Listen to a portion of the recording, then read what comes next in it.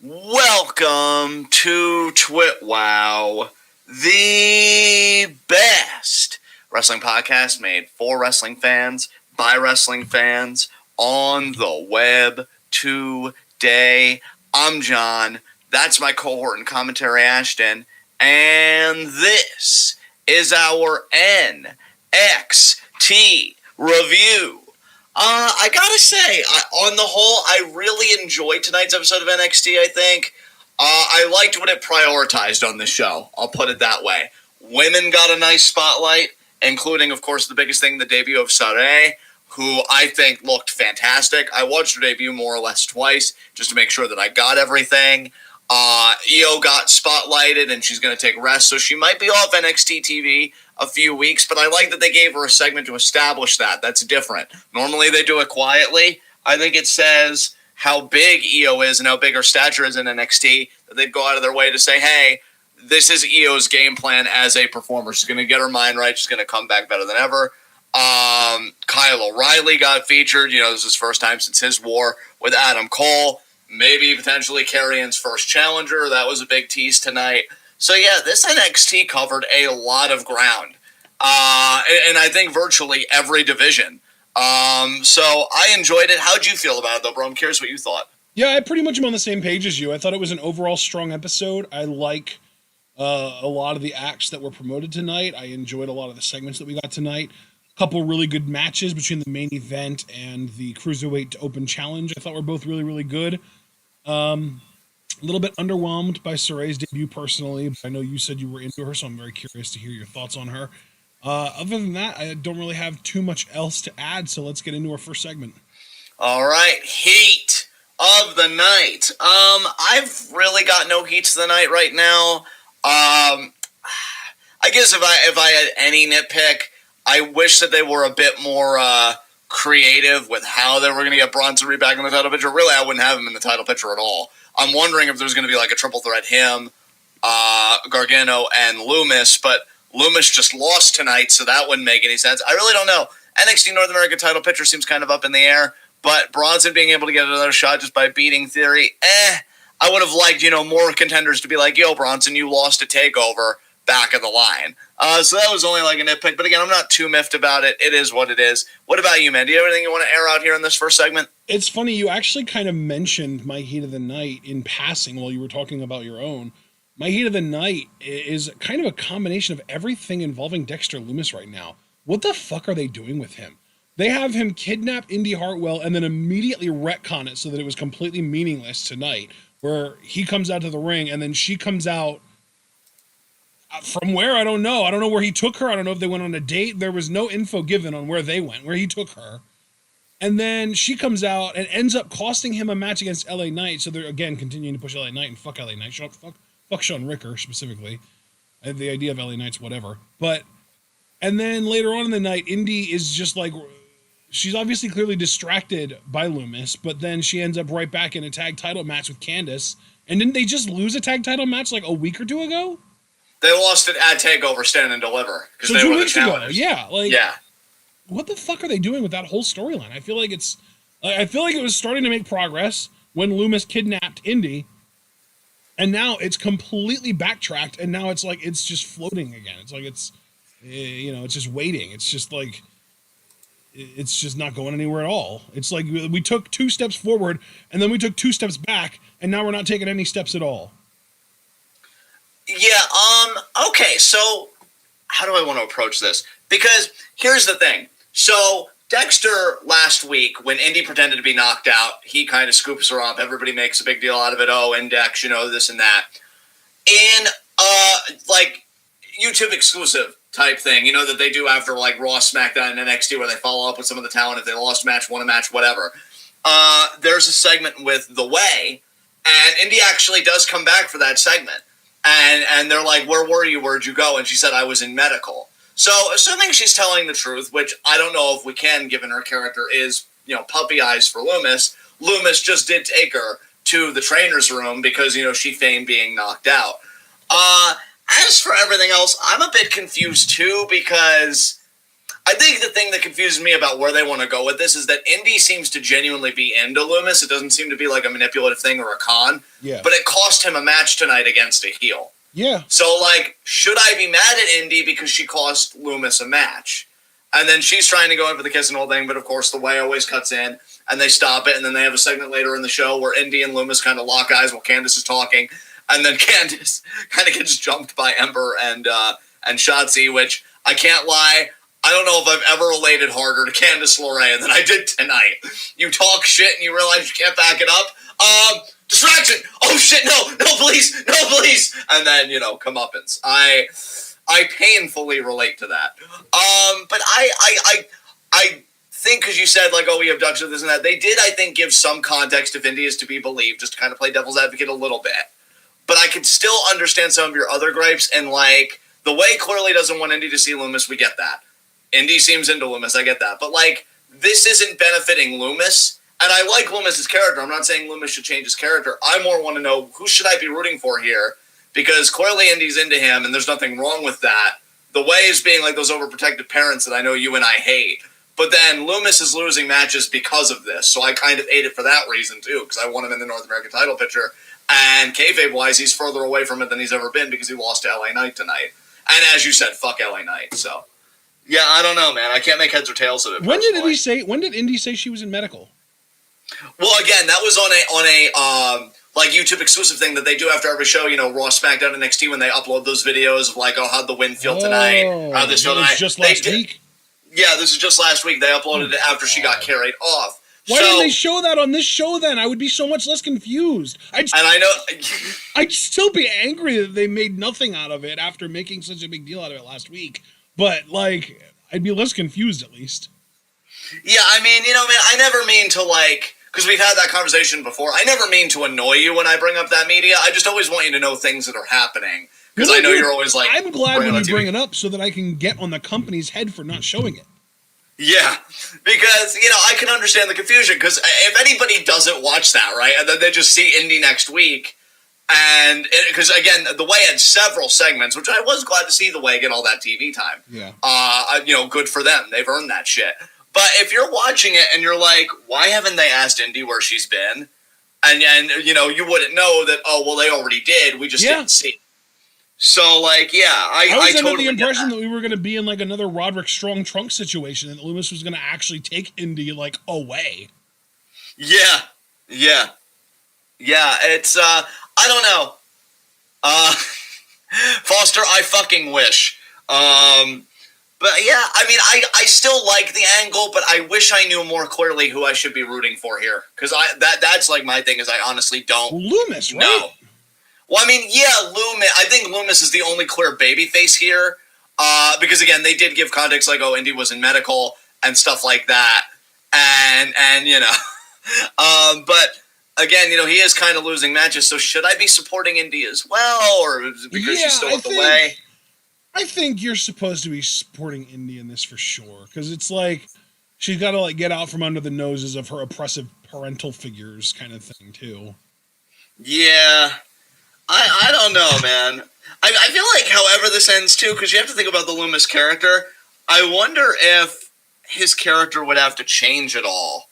I mean, in a way, I don't think it would, because that's his appeal, right? His appeal was just being who he currently is. Right. But you'd think, like, an on-screen relationship and stuff would change some of the dynamics, or there would be a character evolution for one or both of the parties in the relationship. So I think there's a lot that NXT has to work out.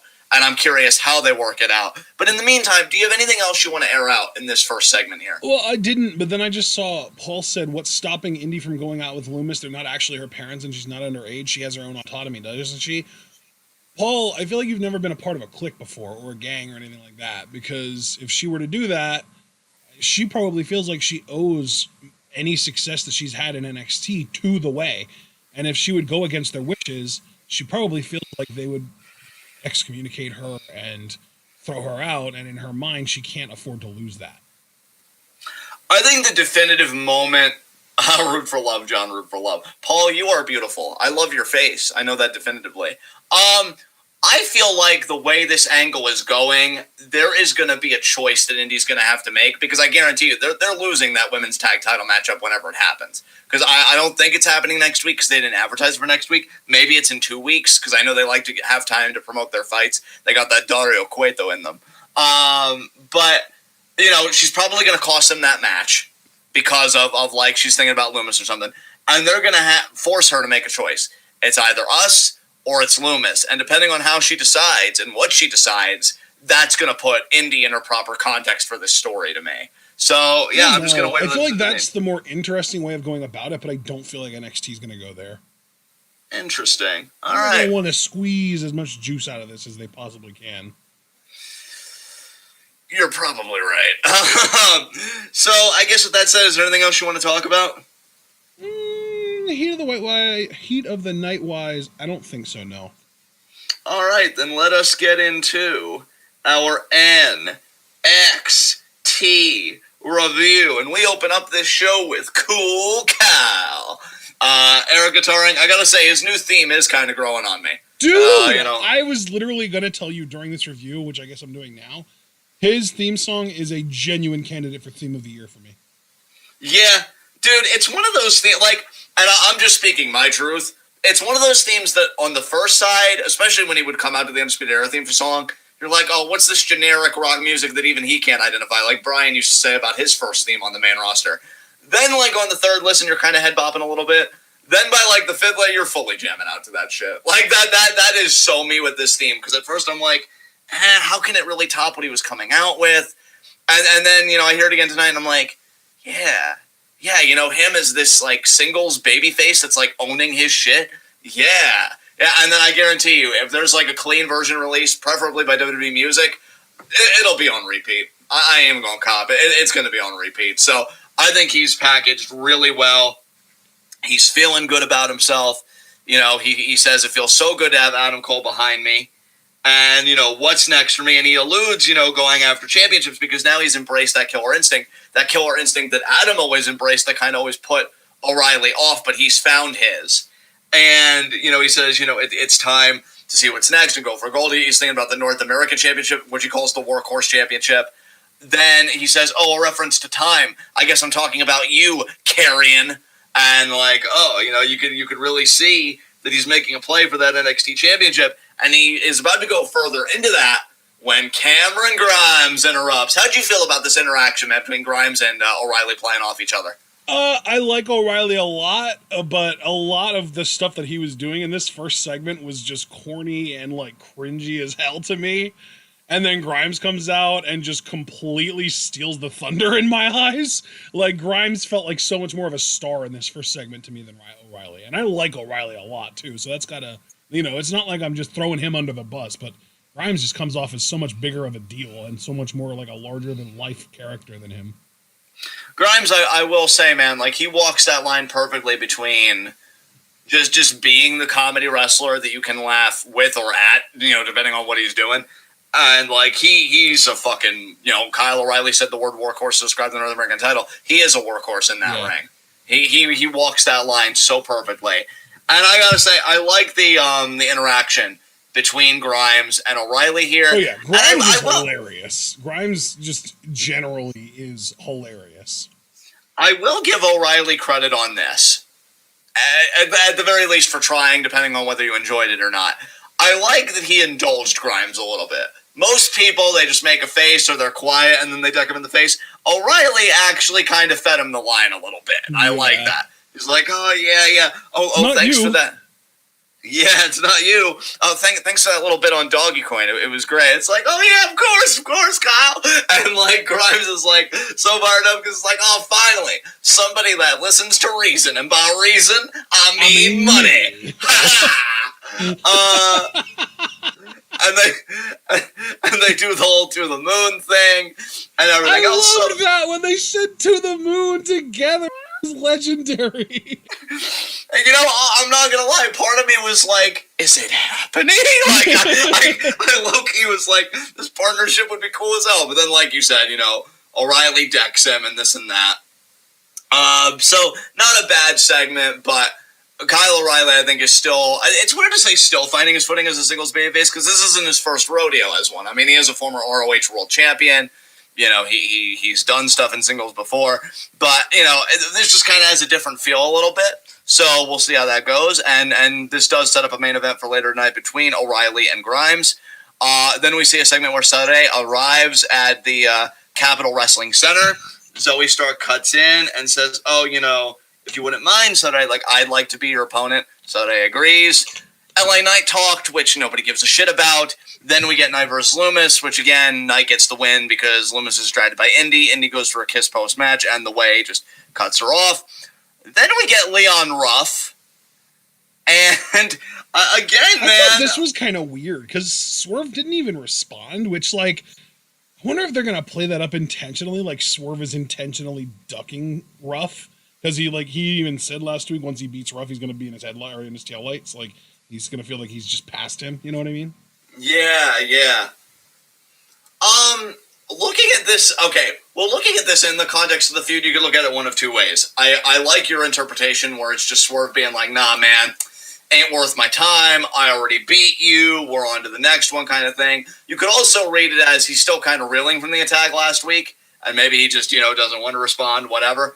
But however you look at it, just looking at the promo in and of itself, I thought Ruff did a good job here. I really like that he's upping the intensity. I like that this isn't how can I put this? I just like that they're not treating Leon like a jobber character. Even at the end of the day, he is a jobber. Like, I like how even if he puts over everybody at the end of the day with the occasional luck win, just to give him a little bit of credibility for the next guy that beats him, right?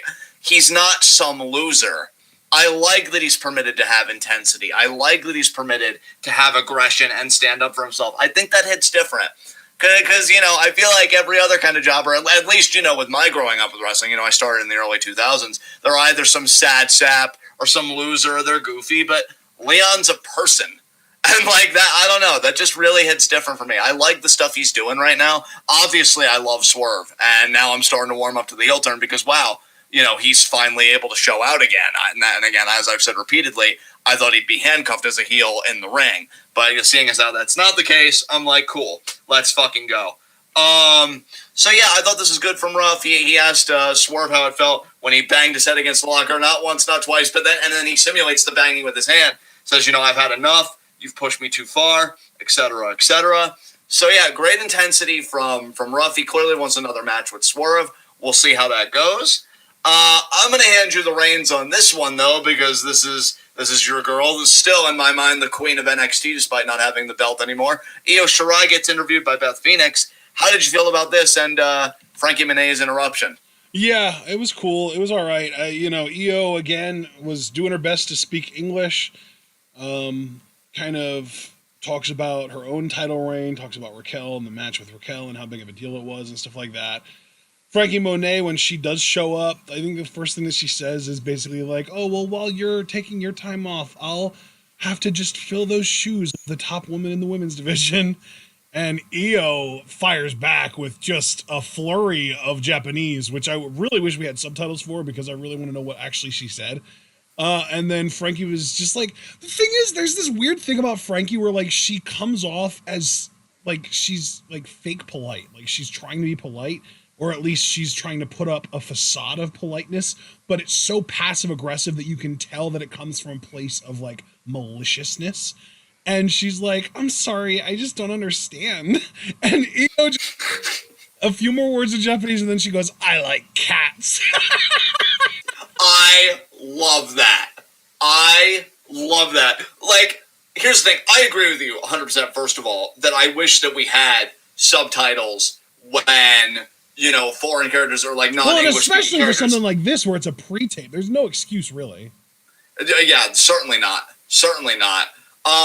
But like, I know this is going to be the weirdest commentary I've had on one of these in a minute, which that should terrify everybody given the precedent. Yeah. But like, her going off in Japanese, I'm like, man, old woman Io is going to kick ass. Because I just picture her, like, just talking all this shit to people, like, these motherfuckers. Just all in Japanese, and, like, it just hits so different. Angry Io is great. I love her. I vibe with that shit.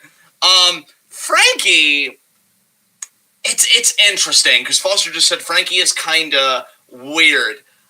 You know, I don't know yet. We know how talented Taya is, especially in the ring, which I can't wait for her to show that. I do love that NXT has her mixing it up with the biggest players because if you think about it, bro, she debuted interrupting the NXT Women's Champion in Raquel, and now this week she interrupted the former champion and one of its most dominant champions in Io. So she's mixing it up. She's mixing it up with the key players in the division, the top game in the division, and I really like that because that signifies like, hey, that's how we're kind of associating Frankie at the moment. The character itself, I'm still trying to get my finger on the pulse, but I do like what I'm seeing. I think if this is her character as like this kind of snooty, Valley Girl-esque, I take this dog everywhere with me, which I got to give credit to, I will call her Frankie when I'm talking about in the character, but out of character, I will call her Taya. I have to give credit to Taya. I think she brings more dimension to that character. It's not one note to me, at least not yet. And so I do give her credit for that.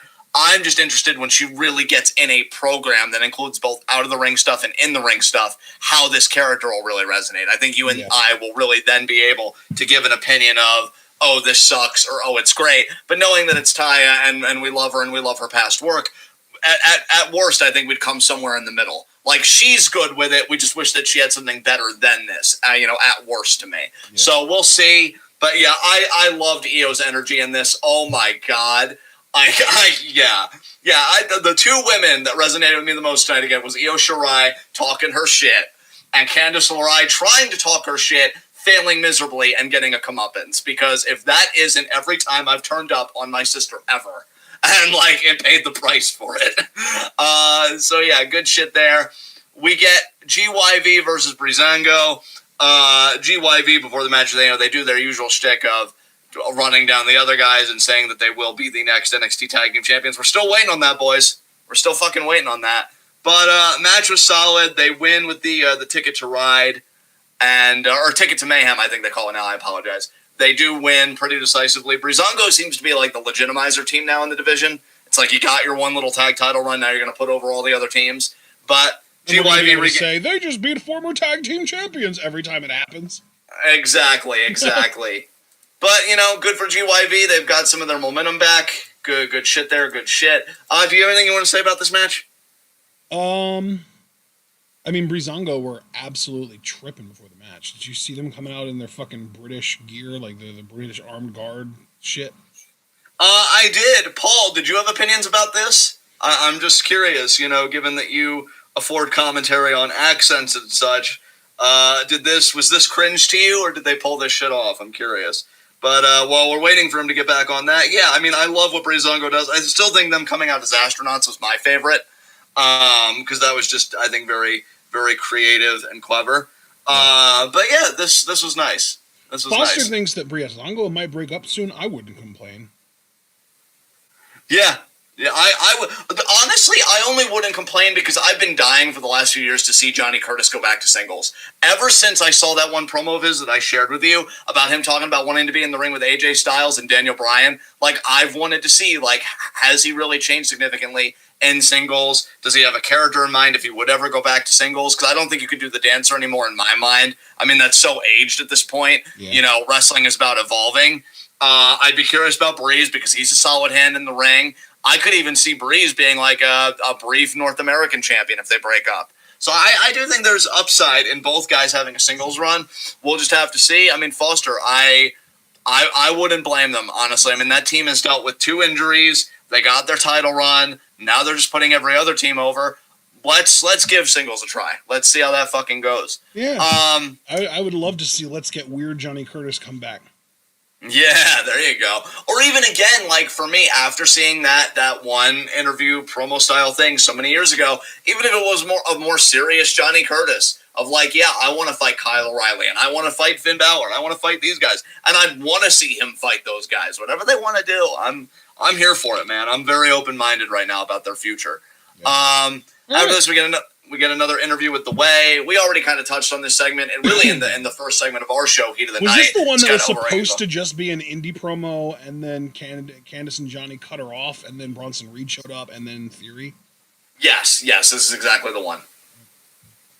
Yeah, so we know that, again, Austin Theory, being the cringe lord that he is, it's like, oh, Regal said the only way you'll get a rematch is if you beat me next week. And then Johnny reminds him, being the intelligent one in the group, or at least between the two of them, dude, he pinned you last week. So, yeah, not looking good for Johnny Gargano, and I refuse to call him Austin Theory's nickname because fuck Austin Theory. Wait, what was Austin Theory's nickname? He calls him Papa John. You know. So, yeah. We get a Cameron Grimes interview, more or less just curses Kyle O'Reilly, and he brags about an NFT he put a bid on, but he got outbid by Ted DiBiase. I wonder if that's going to have a payoff. You think Ted DiBiase is going to come to the CWC and do something with Grimes? I'm not talking about like a wrestling match or anything. I don't know if he'll actually come there, but we might get like a video feud like where DiBiase does like via satellite shit. Yeah, there's got to be some payoff, because between the basketball thing that happened, like, what was it, like last month or something, and now this, I don't know. Maybe they're just waiting for COVID to fully die down, and then maybe they'll do something, but I'm low-key curious. After that, and I'm going to hand this to you here, because I think the word you used was underwhelmed, and I do want to hear your perspective. Zoe Stark versus Saray. How did you feel about it, Brega? Have you took any notes on this? I just want to hear your full thoughts on this, since this was the much-anticipated debut of Saray now. I like Saray. I've seen her have some great matches. I don't remember what the one match was that I saw her in. I want to say it was the January 4th, 2020 TJPW show. Let me see if I can find that on Cage Match. There it is. Oh, no, then, okay. Because I've seen, I think, 2 or 3 Saray matches prior to NXT. I've only ever seen like highlight videos and stuff of Saray. Well, in that one TJPW tag match, that's right, where she was with Maki Ito. Oh, here it is. She had a match with Natsumi Maki, aka Natspoi, on the that's the one that I was thinking of, on the January 4th, 2020 TJPW. It's a big Korakuen show that they do every year. Right. Okay. I mean, she fucking blew my mind then. She blew me away. And it was fucking Natspoi. So, of course, right? Like, perfect opponent for her. And I didn't feel that here. I felt like, for a debut match, this felt too competitive for my liking. I feel like they should have held off on the Zoe Stark match, have her squash Aaliyah, just to really be like, get her in there, have her do some signature offense, get some of her stuff over, give people an idea of what to expect, then do the Zoe Stark match afterwards. Because Zoe Stark is like this established talent. You can't just have her lose in 3 minutes. And they didn't, which makes sense. But it made Saray feel underwhelming as a debut, because it's like they've been building her up like the biggest signing NXT's had in years. And then she has to go like 10 minutes with an undercard girl. So I think I can be sympathetic to that view, because I think what you're getting at is, hey, when you've got somebody that you've given this kind of build-up to, as you've done with Saray, the first match should always be kind of an exhibition-style match and just be like, this is who I am, this is what I can do. Where it seemed like NXT, I almost think wanted to hotshot, like, let's try and get 2 women over in the same match, even though this match is far more important to the one than it is to the other. I fucking hate that shit. Like, that's... You know, I despise Jim Cornette, and quite frankly, this is the worst possible discussion to bring him up in, because he's a racist piece of shit, specifically towards Japanese women. But at the end of the day, the one thing that I do agree with, or one of the very few things I should say that I do agree with him on, if you're trying to get somebody over, don't put him in a match with somebody else that you're trying to get over. Exactly. That I can understand. Knowing that was what left you kind of underwhelmed, like, hey, you know, this is supposed to be Saray's moment. Why are we also trying to get Zoe Stark in on this? Especially when, too, like, it's kind of compounded when even the post-match Saray couldn't even celebrate with the crowd because Zoe Stark was assaulted by Toni Storm.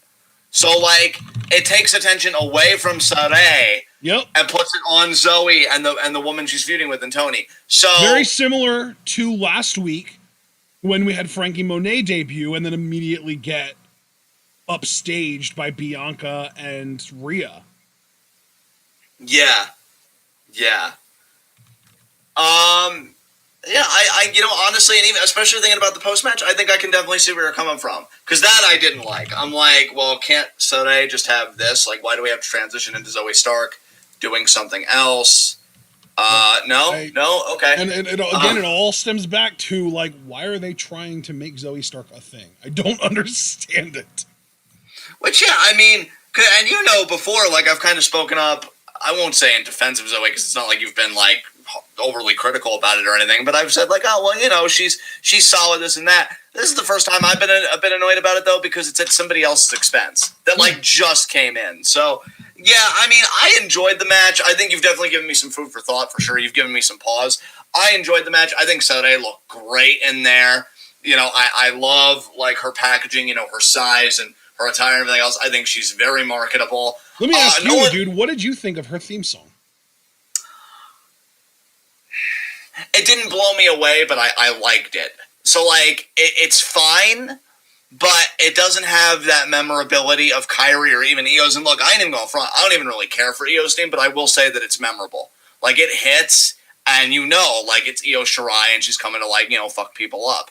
So, I don't know if her theme has that quality to me. What did you think about it, though, since you broached the subject? Once the sort of breakdown happened and it got more like jamming and into it, I loved it. But the beginning is very Yoshitatsu to me, and I hated it. Yeah, I think you and I are similar in our thoughts on that. Didn't really care for the beginning. The breakdown, it does definitely improve, for sure. Our chat seemed to like that. Hey, that's cool, guys. We love having the active chat that we do. Again, I too enjoyed the match, but Ashton's definitely given me something to think about because I didn't really look at it from that perspective. And again, especially the post-match, you could have very easily done a separate segment where Zoe Stark is getting interviewed backstage. And she's giving Soday props, and then Tony just blindsides her from behind. But you just did it all in like one segment, and it just kind of felt rushed. I think Paul does have a point. I think the point here was more to show how pure of a babyface Sarray is, that she's going out there and, fending off Toni Storm and comforting the woman that she just had to face in the ring, like her opponent. Yeah. I will say, nobody will ever replace fucking Kyrie, and I'm desperate to see Kyrie wrestle again, preferably in Stardom, if at all possible. But Sarray, I could definitely see myself really rooting for her and getting behind her down the road. Like, I did enjoy this match. I liked the finisher of, like, the kind of exploder suplex type maneuver she did. So I think there's a lot to love about Sarray. And again, a lot like Frankie, I'm just waiting for Sarray to really have that big match where the gloves just come off. Yeah. And she's really able to show out. Because I think you put her on a takeover stage in a takeover level match, and yeah, she's going to make a lot of fans by the end of that one. So I thought. Yeah. I think we both agree that NXT's women's division is excellent. Here's what I had a thought about, though. Question. And I want just your opinion in this. I'm not trying to get objective by any means. How many women in the NXT women's division would you say are better in the ring than Natsupoi? Better in the ring than Natsupoi. Or as good?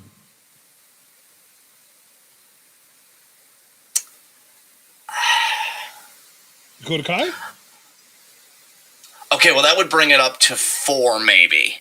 4 women. Because I was thinking Ember, Io, Shotzi, I think, has shown she can really go, although I do worry about how she executes some spots. So she's kind of like a 3 and like a half, not really even like a full.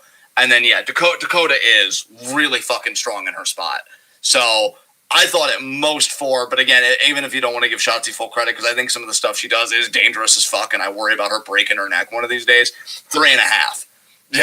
Like, I really, and that's why I'm glad you broached that, dude, because I don't want to be one of those, like, fucking snobs just because, we've really grown to love Stardom, unapologetically. Stardom's amazing. But every time NXT is like, oh, we've got the best women's wrestlers in the world, I'm like, maybe some. But, like, I'm looking at Stardom, and I'm like, Tam Nakano, Osmi's only going to get better as she gets older, Mayu, the fucking Starlight Kids. I'm like, slow your roll a little. Yeah. Because, why did you ask, though? Like, what's the...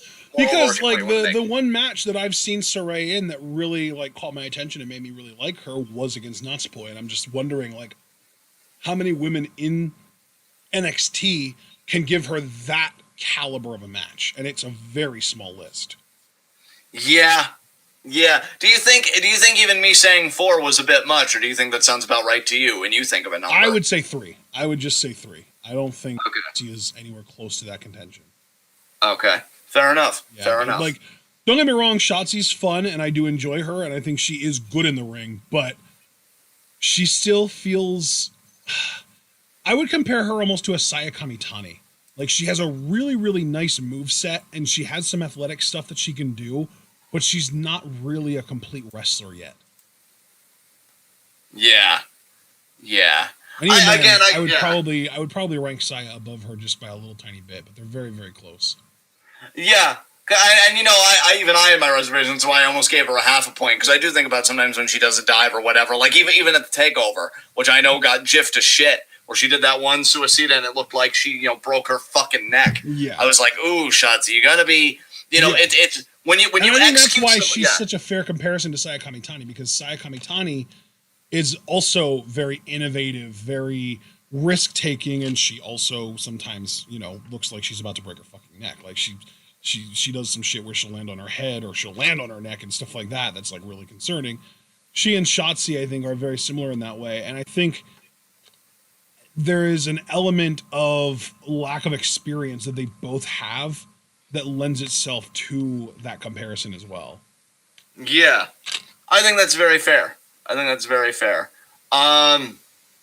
can't really think of anything. So I would say Io for sure. I think Ember is perfectly fair. And then I think it's like maybe similar but not quite as good with Dakota and Candice. I think Candice is probably up there too. Right. So like really I would say like when I say 3, it's like 2 and 2 halves almost, because it's like Io and Ember, I'm saying, yeah, you got them there. I would put them both above Natsupoi probably. And then like 2 like 0.5s in Candice and Dakota. Because I'm not confident calling either one of them better than Natsupoi, but I'm also not confident saying that Natsupoi is better than either one of them either. So like that's like a split kind of thing. Yeah, I hear you. All right. So, yeah, I'm glad we had this discussion, because like I just wanted to bring it back to that match because I just specifically remember thinking like, God, this match is dope as hell. I suddenly understand why WWE signed Sari when they did, because they signed her back in like 2019 when they were trying to get NXT Japan off the fucking ground. And then fucking, COVID hit and everything. And I go back and I watched the 1-4 TJPW show specifically because of the Maki Ito match on that card. I'm trying to remember what it even was, but I know that there was a big Maki Ito match on that card, and I was stoked about it. It was against Hikari Noa, who I like also in TJPW, but she's not booked at all, like, where she should be. She's booked like a fucking jobber, basically, which is typical in TJPW. Anyway, so I went to watch that show for that reason, and because there was also a big DDT Iron Man heavy metalweight championship match between Saki Akai, aka Saki-sama, and Yuki Kamifuku, and those are like the 2 tall, long girls. Like they're both like 5'9", 5'10", and really fit and like really good at kicks and stuff. And I wanted to watch that match too. So I was like, I'm gonna just check this show out. And I kind of stumbled upon Sari versus Natsumi Maki, and I was like, oh, Sari, she signed with WWE. I should watch this. And I watched it, and it was like, holy shit, she's really good. But now I'm thinking like, holy shit, maybe she's just kind of okay, and Natsumi Maki's just really good, because we know she is. She's amazing. Yeah, absolutely. So it does beg the question what kind of an NXT run Saturday is going to have.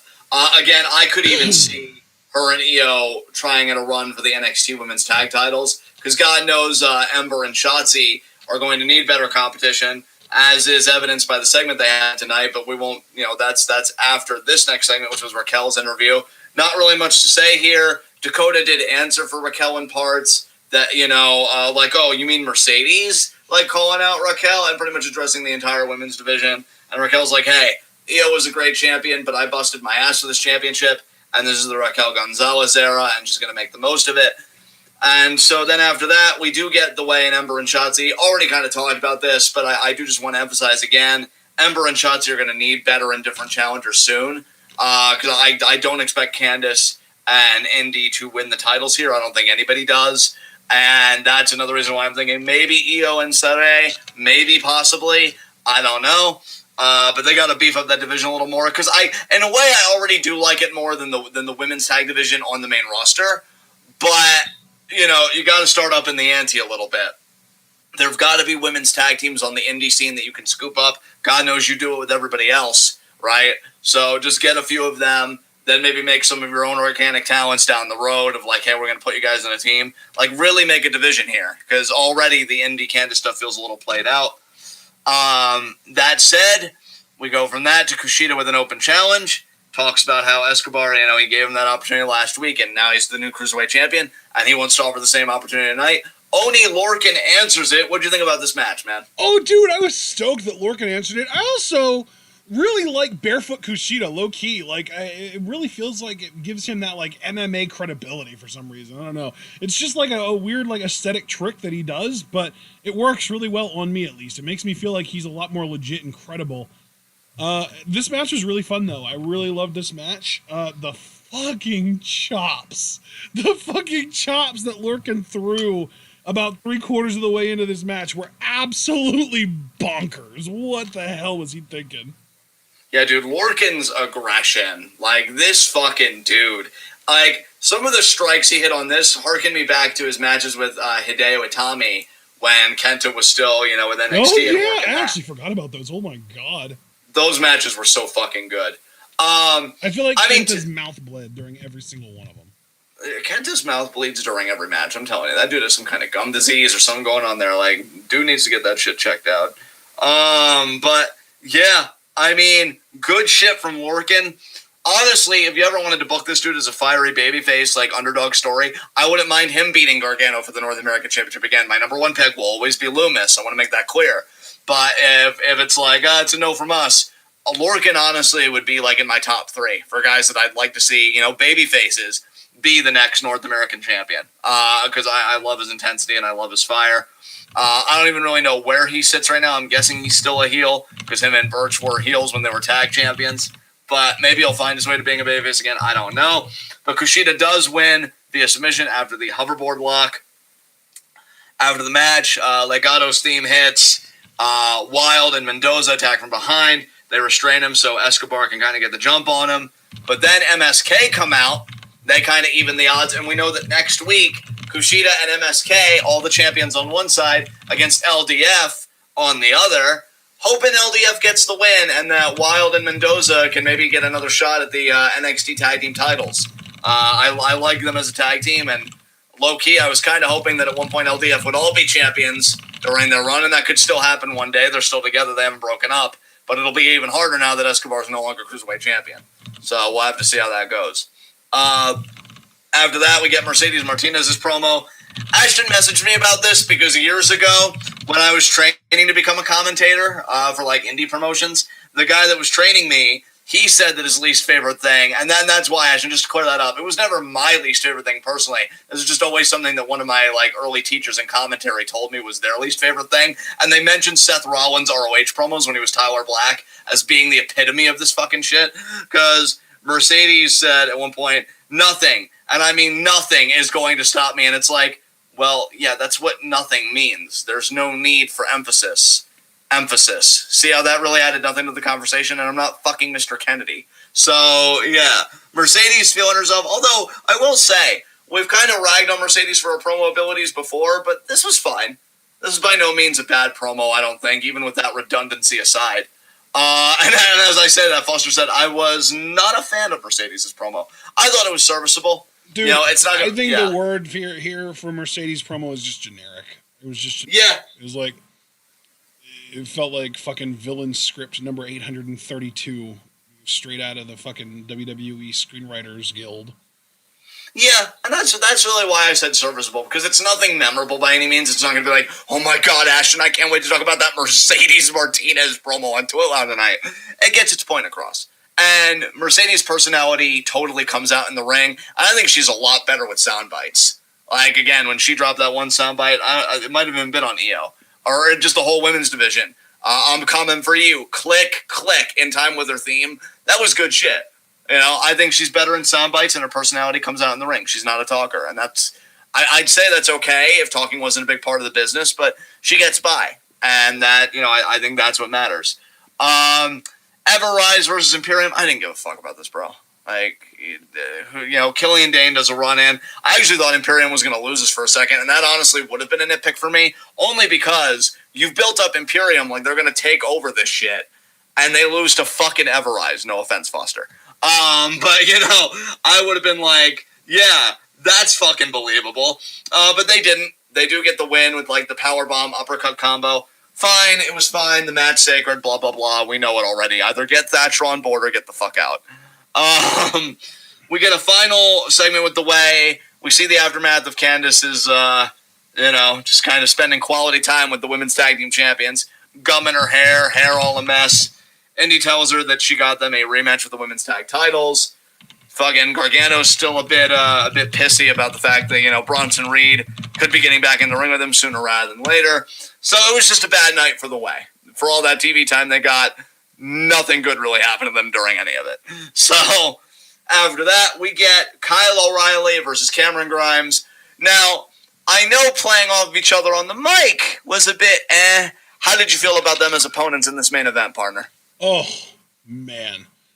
To me, the match of the night goes to either the Cruiserweight Open Challenge or this match, this main event. This was excellent. Honestly, as good as the Cruiserweight Open Challenge was, I think my match of the night was the main event. This was so good. O'Reilly's so good. Fucking Grimes is insane. Like, dude, that moonsault slam that he hits, I don't know how he hasn't broken his neck doing that yet. Like, I feel like he lands on his head more often than not lately. It's insane. Yeah, you know, dude, this was, I mean, great energy in this shit. Great energy and intensity in this shit. My favorite sequence by far, and I you know, I say that right as I'm about to maybe, like, misconstruct it. I feel like it was the Grimes forearm. Kyle O'Reilly goes to the middle rope for the lariat, like that rebound lariat, and then Grimes gets the moonsault slam, which you just mentioned. Yep. That whole setup to that was insane. Yep. I loved it, dude. It was great. I mean, again, you're talking about two amazing workhorses in there. Kyle O'Reilly, ultimate. I'm going to be honest. I'm kind of ambivalent about the diving knee for a finish because I get that it looks brutal. I think the one he got on Adam Cole at TakeOver was brutal. I don't know, man. With O'Reilly's intensity, I'd love for him to have a submission finisher or something, or maybe like a suplex-based finisher. The knee, I'm sure it'll grow on me. I'm not 100% in love with it, but it got the job done here. I thought it was a really fun match, and I will say too, Kyle O'Reilly is a fiery underdog babyface. Karrion Kross and Raquel Gonzalez have the exact same problem.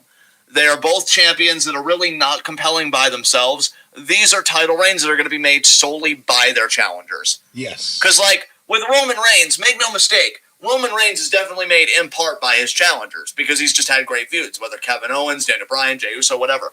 But Roman carries his shit. Yeah. I mean, we just got done saying in 5 last Thursday, which I recommend if any of you guys missed it, please check that out. We always kill those. He carries his shit.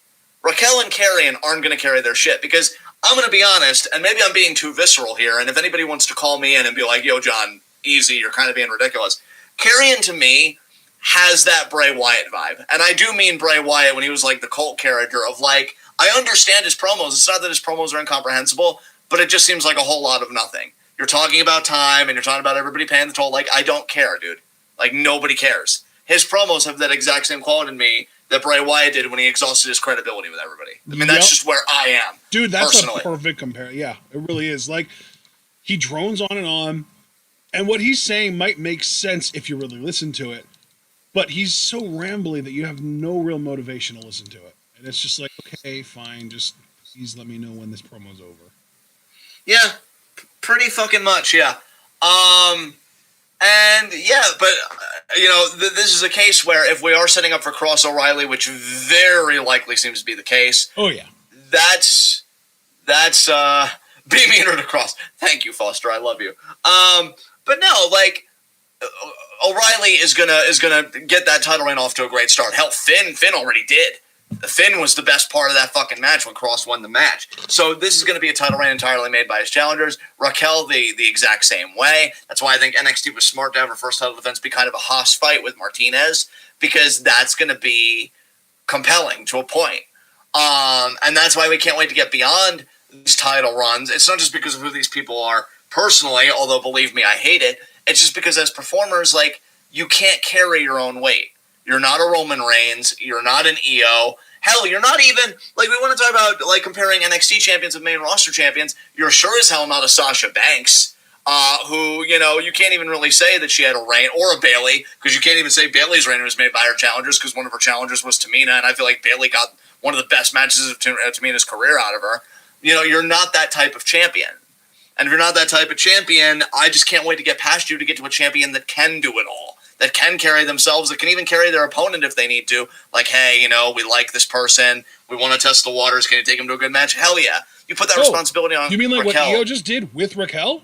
Exactly. Precisely. Yeah. 100%. And arguably even what Finn just did with Karrion? Yes. Exactly. To the letter.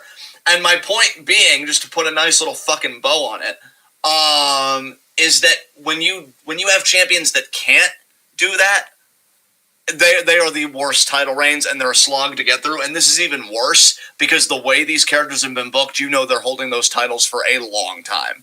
Like, you and I are gonna Cross. You're probably right on. I could see Raquel losing it. I don't know, man.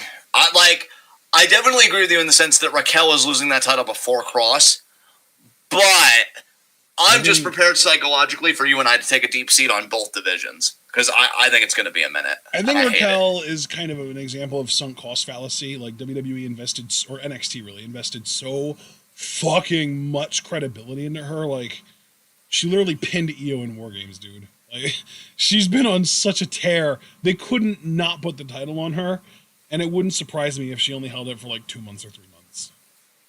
Yeah. Yeah, I don't know, man. Again, I hope you're right. I really hope you're right.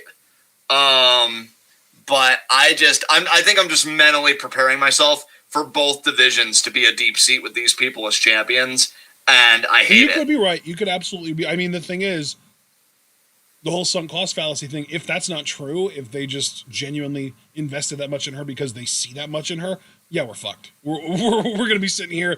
They might not drop those titles till 2022. Like, that's the kind of situation we could be in, potentially.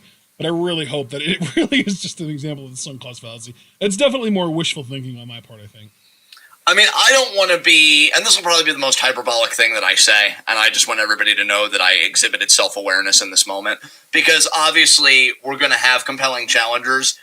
I think this is going to be a dark period for both divisions, just in the sense of, like, yeah, the challengers are fine, but the champions are such a fucking bore. Like, I love that NXT goes in cycles, and I think it's very rare that they have an era. I mean, I think they have had those eras, and I think those have always been the golden eras of NXT. Bobby Roode. Where, like, Bobby Roode. Where, like, every division is on fire at once. Because I feel like now that the NXT tag division has found itself again, now it's like the main event division, the heavyweight division, and the women's division are like, okay, we can relax a bit. No, I didn't say that. I said I'm happy the tag division's back, but I'd like you guys to still be firing. Nah, we don't really feel like it. Here's Raquel Gonzalez and here's Karrion Kross. Fuck. So that was the main event. Kyle wins. Really hoping he shocks the world and he beats Karrion Kross for the NXT World Title, but that's probably not happening. You never know. He's an awfully hot babyface act right now. Yeah. Yeah, no, it's not happening. No way. Yeah. I love serious Kurt Ashton. Like, no, that was all. You really believe that? What? No. What? No, I'm not stupid. But no. We'll have to see how it all goes, but I'm not. Dude, truthfully, sometimes I try and convince myself that something good will happen. And then I realize how foolish I am, and I realize that the good things don't happen unless you don't expect them. And when you stop expecting them, that's when there's a chance. And even then, they probably also won't happen. That's sad. I don't know what to say to all that. But yeah, it's reality. Yay! But after that, Kyle's jamming out. We're all jamming out because this party's gonna last forever. Yeah. And that's NXT. So let's get into our next segment: high spots and low shots. I guess my low shot is just the entirety of the way. It's been a rough night for them. I mean, Indy still hasn't gotten to kiss Loomis. Candice got bullied by the women's tag team champions and fucked up because Indy didn't have her back. Johnny's got to worry about Bronson Reed because Austin Theory had to open up his face. And Austin Theory opened up his face.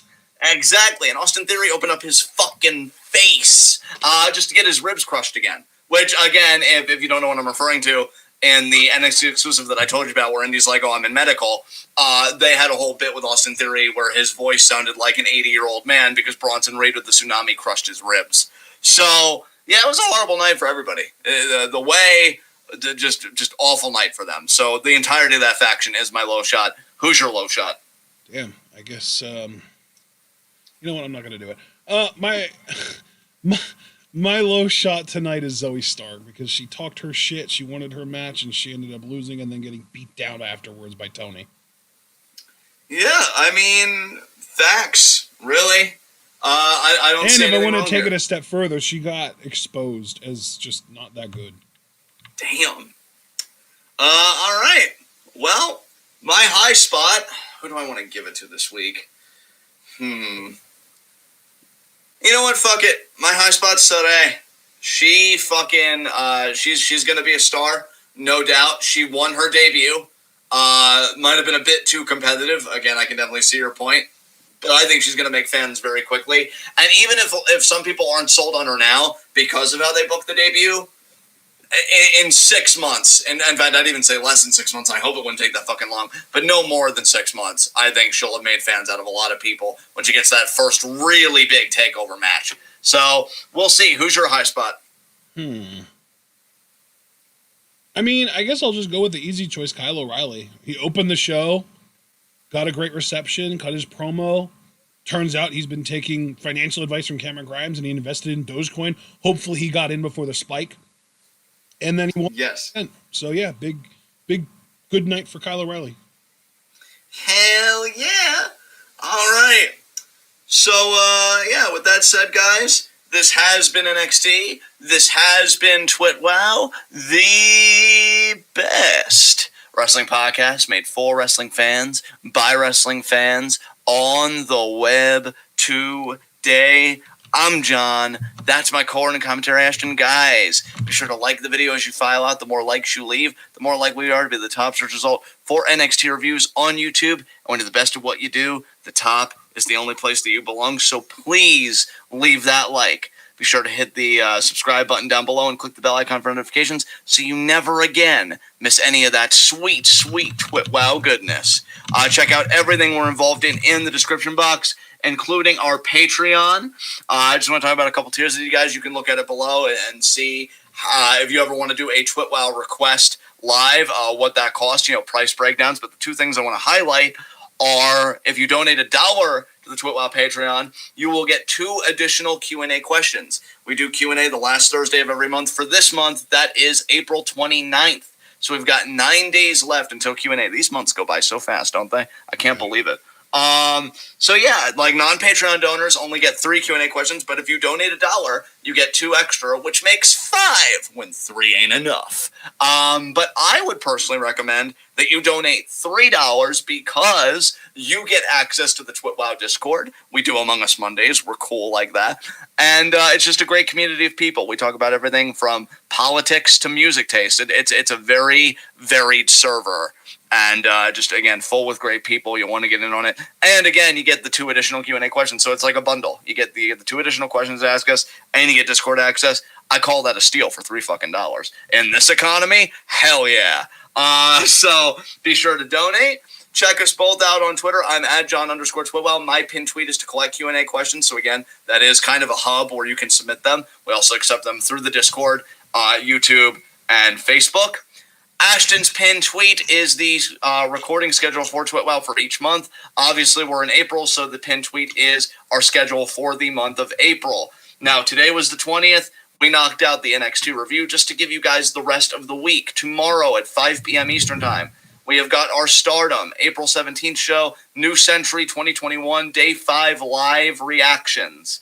We've got nothing going on Thursday. It's an open day. Then Friday at 5, we've got our Stardom 418 show, New Century 2021, Day 6 live reactions. And then at 10 p.m., our SmackDown review. And then we are off for the weekend. April's been a pretty chill month ever since Mania's gone behind us. And even Mania really wasn't that bad. Keep the 2 nights. I know you won't. I just felt like saying it. But yeah, guys. What was that? Why wouldn't they? I don't know, because they're weird and they hate happiness. Funny thing is, even though I was being dramatic, I didn't exactly tell any falsehoods there. No. So yeah, guys, most immediately, we'll see you tomorrow at 5. You guys are beautiful. Be good to yourselves. Be good to each other. Thank you for always supporting the channel. And until we see each other again, tune in and peace out.